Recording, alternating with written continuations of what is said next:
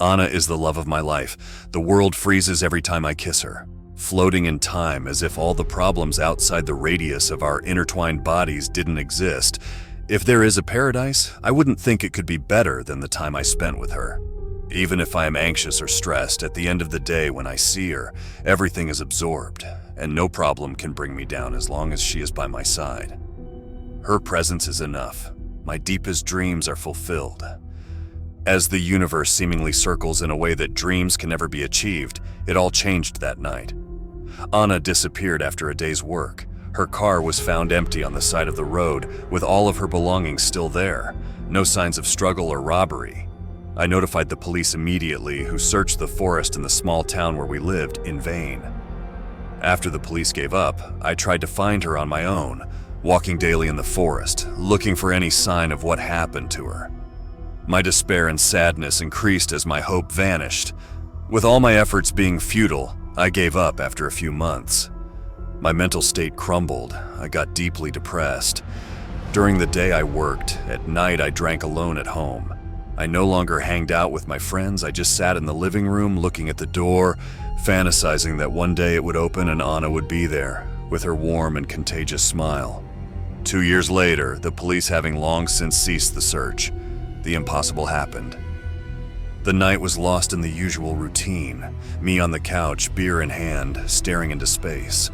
Light knocks echoed through the house. Someone was at the door.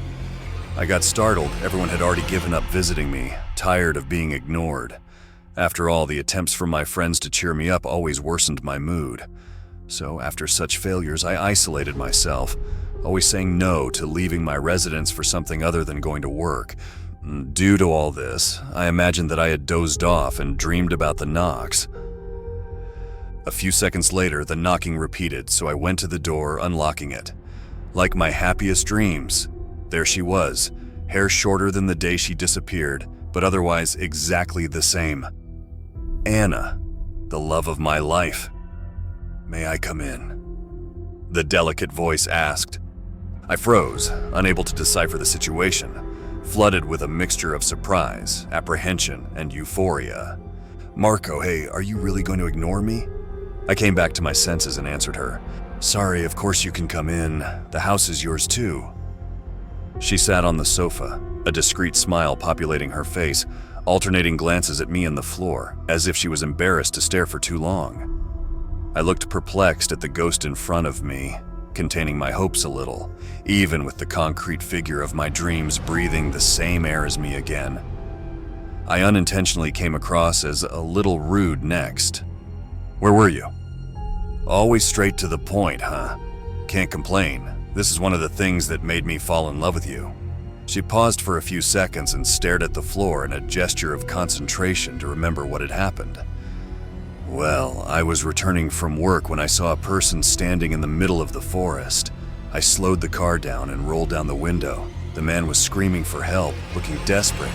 I stopped the car and went to him, then I don't remember anything else. Today, I woke up in the same place where I lost my consciousness, and I walked here. I don't know how much time has passed, but by your beard, it must have been at least a month." I sat by her side, holding those two delicate hands which disappeared in mine, and faced her with a serious expression. "Anna, I know this is not easy to hear, but you disappeared for 2 years. She remained silent, seeming to understand. I didn't say anything else. Maybe she erased what happened in the last 2 years because of the trauma. She was probably kidnapped and gone through a lot. If she's ready someday, she knows she can trust me to talk about everything. I took the whole week off work and rekindled the lost happiness. It was like she'd never left, interacting as we've always done for the past 14 years, with that connection written in the stars since our teens. On Friday, I called some friends over to my house. I couldn't wait to share the good news. Strangely though, when they arrived, she was gone. I searched the entire house, no sign of Anna. After a few beers, my friends left. A few minutes later, Anna appeared in front of me with an angry expression. "Why didn't you tell me that you would invite people?" "I wanted to surprise you. They miss you too." "I don't like surprises. Talk to me next time." She went to the bedroom and slammed the door. I slept on the couch that night. In the following week, I went back to work. On the way home, with a new curiosity rooted in my brain, I started to observe the forest while driving. The answer to what had happened to Anna was in the middle of that green immensity. One day, looking to the trees as I drove slowly, I saw a man staring at the road. I pulled over and rolled down the car window. "Hello, are you lost?" The man immediately turned away from me and ran into the middle of the forest. As soon as I got home, I described the anomalous scenario to Anna. After all, there was no house near that inhospitable region, and there is nothing to do there. "Honey, in the same place where you disappeared, I saw a person standing still. It could be the kidnapper or some accomplice of his. We should tell the police." "No!" She seemed bothered for the second time since she had returned. "Don't go into the forest. The important thing is that I came back. There's no need to dig up the past. Promise me you'll never go in there. It's dangerous." But I couldn't argue. Anna left me talking to myself. Obviously, I found her speech strange. Could it be that she remembered something? I didn't confront her, but every time I saw her, I contained myself from asking what were the dangers in the forest that she wanted to warn me about. After the initial happiness of Anna's return, I noticed some unusual behaviors. She never left the house, nor interacted with anyone other than me, not even on social media. One day as we were cooking dinner, she put her hand into the fire and only took it off after I pulled her arm. She then stared at the burnt skin, a motionless expression as if she didn't feel pain, but was amused by how she could see her own flesh. She snapped out of it after I broke the silence. "Are you okay, honey?" "Oh, right. Ouch, this hurts really bad, haha." Anna made a "that hurts" expression and then smiled, as if she was acting. "I'll take you to the hospital." "No, I'm fine. I just need some ice." For my surprise, she really was fine. There were no signs of burnt skin on the next morning. She healed insanely fast. Another strange factor is that I have the impression that she doesn't sleep. She just lies next to me and stays still. Before the disappearance, she always snored. Now, even after weeks, I've never heard her snore. On one of the nights when I woke up suddenly, she had her eyes open, staring at me. She closed her eyes immediately, pretending she was asleep. I needed answers. I dusted off a revolver that was in my possession, an inheritance from my late father. I started taking it to work, leaving it in the car, hoping that on the way home I would see that strange man in the middle of the forest again, and I could confront him a little more safely, armed with the lethal tool. After a few weeks of driving slowly and observing the forest, there he was again, that strange man standing in the middle of the forest. I stopped the car immediately and walked towards the figure, cautious steps. "Hello, are you okay?" I shouted as I approached, the revolver hidden in my back. The sighting became clearer as the distance shortened. He was a tall, middle-aged man with shaved hair.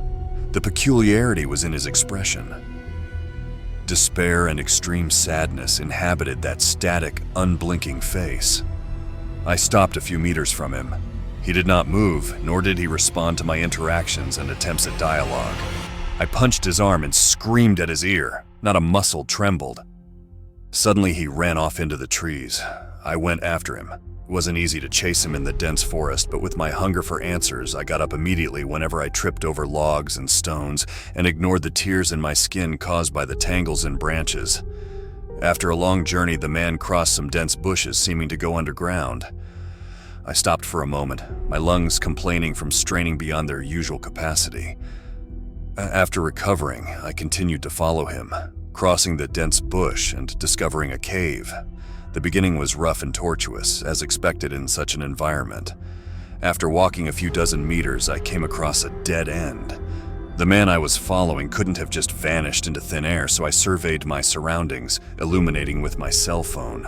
Underneath a rock, there was a button. I pressed it, and an opening in the wall occurred, revealing a laboratory.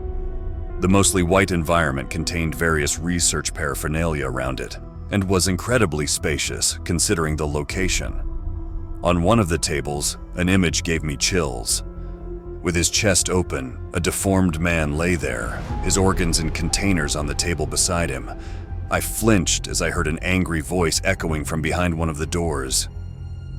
I give up. This fucker runs aimlessly out of nowhere. As soon as I finish analyzing this one, I'll cut open that son of a bitch. There's no hope for him. I hid behind one of the counters when I noticed him approaching. It was a man in a lab coat, hair already white. I got up and pointed the gun at him. Who is that person at the table? He raised his hands in a sign of complicity. I didn't murder anyone, if that's what you're thinking. This specimen was created in the laboratory. It died after a few days. There was a malformation of the brain. I am just studying the errors in its creation. I shook my head, still trying to digest what he'd said. My conclusion was that it didn't matter if that was true or not. I wouldn't trust that man. Something very wrong was happening, and it was probably related to Anna's disappearance and her coming back all weird. I pointed the gun at the door he emerged from. That door, open it. Sir, this is a private laboratory. You are trespassing. I will ask you to leave. Open this fucking door, I'm running out of patience. He unlocked the door. Behind it, 3 cells. In one of them, the man I had followed was staring at the wall, not moving. And sitting on the bed, a man identical to him. In the other cell, I shivered with what I saw, almost dropping the gun with the ease that ran through my body. She was there, her hair completely shaved, otherwise identical to the day she disappeared. The love of my life, Anna. She melted into tears as soon as she saw me. I ordered the scientist to open the cell and hugged her, confusion and happiness conflicting in my brain. Anna told me that she had been trapped there the whole time, and despite the fact that they had drugged her a few times and performed experiments, that she had no idea of what they did because she was anesthetized. She had been treated well during the period. The scientist, upon seeing the scene, interacted with me. The clone. She's with you, isn't she? Clone. She is my masterpiece, the next human evolution. I created something better than divine creation. You need to give her back. We can pay you millions in compensation. I'm not giving anything back. She is not yours. She was born here. I raised her. Let me call my boss. You can take your wife, but return the specimen. You will get rich. No, Red. What do you think the creature that is living with you will do when the original one returns? She will kill your Anna to try to steal her life, or maybe even kill you both. It is very dangerous to keep her with you. Bring her back. She was born in this laboratory and is alive for less than a year. It is an unstable and dangerous creation. I thought for a while. Besides all the strangeness, the woman at my house definitely had the same memories of my wife. She could remember things about the day we met, or the day we got married. Upon observing my expressions, the scientist added, either you return her with an agreement beneficial to both of us, or my boss gets her back by force. You choose. The woman in my house might not be the Anna I married, but she was still her. If I gave her back, she would serve as a guinea pig for the rest of her life. Not to mention that the bastard in front of me had kidnapped my wife. Rage dominated my whole body as I remembered the 2 years of me staring at the door and thought about the dozens of scenarios of Anna being tortured and experimented. I pulled the trigger. The bullet went through the scientist's forehead, creating a smear of blood and pieces of brain on the wall. I pointed the gun at the man sitting in the other cell along with the clone, who was still standing facing the wall, not moving a muscle. They kidnapped me too. Let me go, please. If I let you live, they will know. They will come after me. I'll hide. No one will know about me. I thought for a while. Even if the man hid, he could still be captured and tell about me. I looked at Anna and made the decision based on her expression, as my rage disappeared staring at those brown eyes. I couldn't kill that innocent man. What was I thinking? So I released him, who asked me to lend him the gun. I declined, obviously. He walked into the lab, came back with a scalpel, and stabbed his clone, who didn't flinch or blink as he was struck, as if he didn't feel pain or emotions. I'm doing him a favor. Believe me, this is mercy. I looked at Anna, apprehensive about what he had done, but she reaffirmed that the man was trustworthy. She must know, after all, they must have been each other's only company during those 2 years. Upon getting home, Anna's clone looked at my wife with terror on her face, probably thinking that I had made some kind of deal with the scientist. I calmed her, but the awkwardness was only lessened after a lot of conversation. I found out about how Anna's clone had escaped. The scientist took his creations outside, studying how they interacted in an outdoor environment. The clone I followed must have run away in one of those tests. The second Anna is living with us as if she were a sister of the family, despite the fact that I know that she has all the memories of Anna. And, well, that time where I was alone with her, thinking that she was my wife.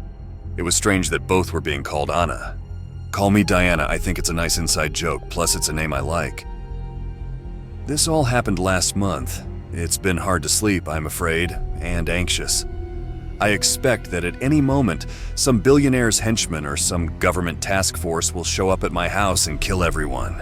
So far, I guess I got lucky. No one came looking for her yet. I fear that maybe I doomed myself. I don't think I'll go to the police either. I think it would only make everything worse. Anger whoever was the owner of that lab. Now I understand why the scientist called the clone a masterpiece. She needs to sleep and eat a lot less than a normal human. These last few days, Diana is wandering around the house a lot more.